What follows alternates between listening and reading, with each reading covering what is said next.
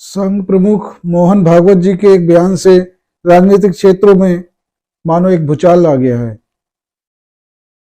पिछले दिनों में कुछ उनके बयान कुछ इस प्रकार से आए कि राजनीतिक हलचल बहुत तेज हो गई और जो राजनीतिक नेता हैं विपक्ष के, खासतौर से ओवैसी, वो तो इस कदर भड़के हुए हैं कि संघ के विरोध में बयान पर बयान दिए जा रहे हैं।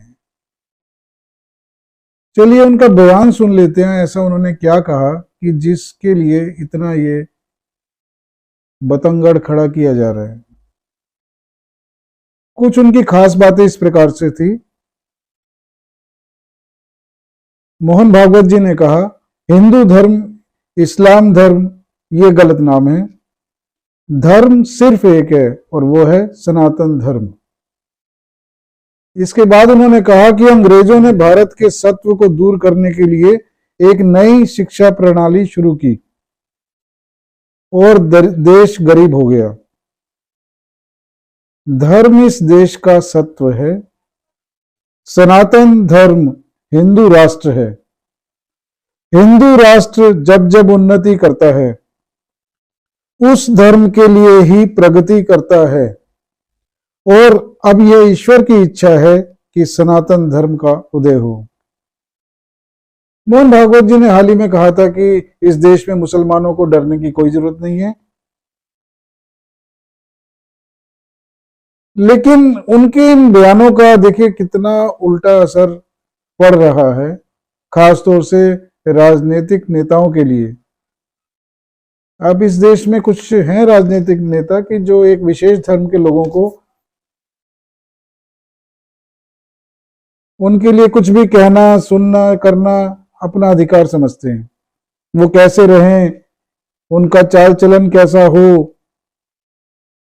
किन बातों का वो पालन करें, ऐसा लगता है कि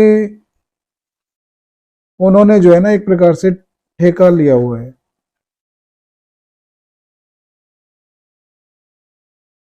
अब इस बारे में देखिए, जो असुद्दीन ओवैसी साहब हैं, उन्होंने पलटवार किया और पूछा कि मोहन भागवत कौन है जो मुसलमानों को भारत में रहने या हमारे धर्म को पालन करने की अनुमति दें।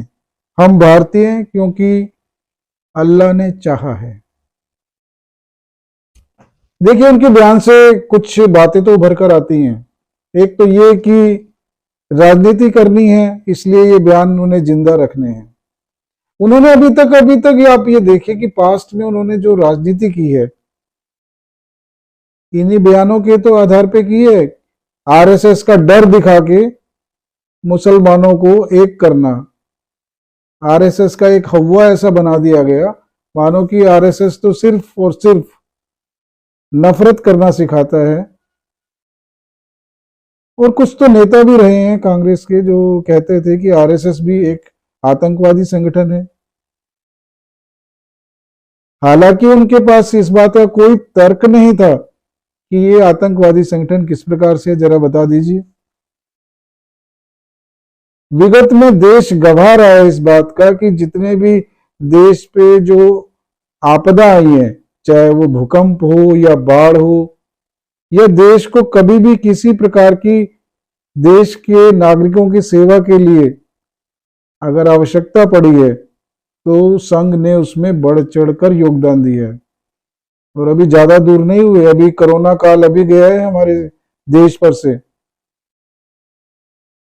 और अगर आपने देखा होगा कि बिना धर्म का, जाति का, संप्रदाय का भेदभाव किए हुए संघ के स्वयंसेवक दिन रात अपने देश के नागरिकों की सेवा के लिए एकजुट रहे।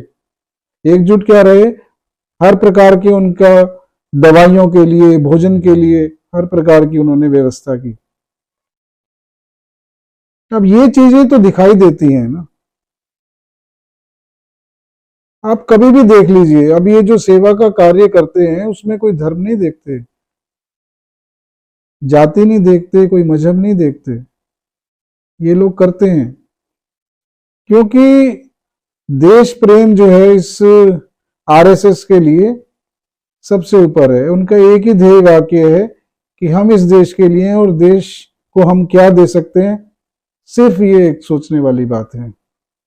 और जब देश की बात आती है तो कोई धर्म नहीं देखते, और धर्म धर्म कभी इनके लिए कोई घृणा का या नफरत का कभी विषय रहा ही नहीं। अब देश का दुर्भाग्य इस प्रकार से रहा कि कुछ मजहबी नेता ऐसे रहे कि जिन्होंने अपने राजनीतिक रोटियां सेकने के लिए संघ को एक खलनायक बनाकर प्रस्तुत किया। देखिए, राजनीति एक विषय है, लेकिन एक ये गलतफहमी इस प्रकार की देश में उत्पन्न की गई आजादी के बाद से कि अगर आपको अपनी राजनीति चमकानी है तो एक वर्ग विशेष के, एक धर्म विशेष के लोगों को खुश रखा जाए, और उस खुश रखने के लिए हिंदू समाज को जितना बुरा भला कहा जाए, उससे उन्हें लगता है कि उस वर्ग के वोट उन्हें मिल जाएंगे। लेकिन ऐसा लगता है कि मोदी सरकार के आने के बाद कुछ धारणाएं बदली हैं और जो सत्य है वो सामने आ रहा है। और जो संघ की विचारधारा है, जो संघ के विचार हैं, संघ के प्रारंभ के समय से और अब तक किंचित मात्र भी इनमें कोई परिवर्तन नहीं आया है। हाँ, राजनीतिक उद्देश्य के लिए हो सकता है कि जो इस समय राजनीति में है, भारतीय जनता पार्टी के नेता हैं, संघ के संस्कारों से प्रेरणा लेकर इस देश में सरकार को चला रहे हैं, इसमें कोई शक वाली बात नहीं है। लेकिन राजनीति में कुछ बयानों को दबाया जाता है, सारी बातें खुलकर नहीं की जाती, इसीलिए जो स्पष्टवादिता है संघ प्रमुख की, वो उन्हें कभी कभी परेशानी में डाल देती है। लेकिन सनातन सत्य तो एक ही रहेगा, वो कभी बदल नहीं सकता। तो इस देश में इस समय इस प्रकार की चर्चाएं आम है, लेकिन सत्य क्या है ये देश की जनता समझ रही है।